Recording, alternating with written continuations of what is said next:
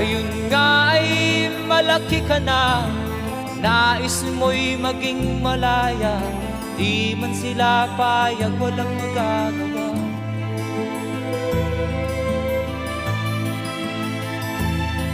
Ikaw nga ay biglang nagbago, naging matigas ang iyong ulo, at ang payo nila'y sinuway mo.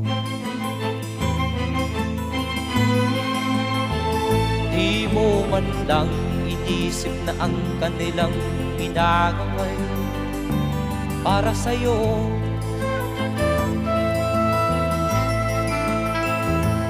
Kat ang nais mo'y masunod ang layaw mo, di mo sila pinapansin.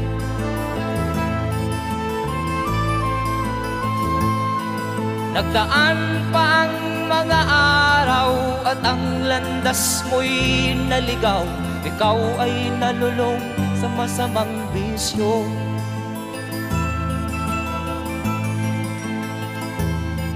At ang una mong nilapitan ang iyong inang lumuluha, at ang tanong, anak, ba't ka nagkaganyan?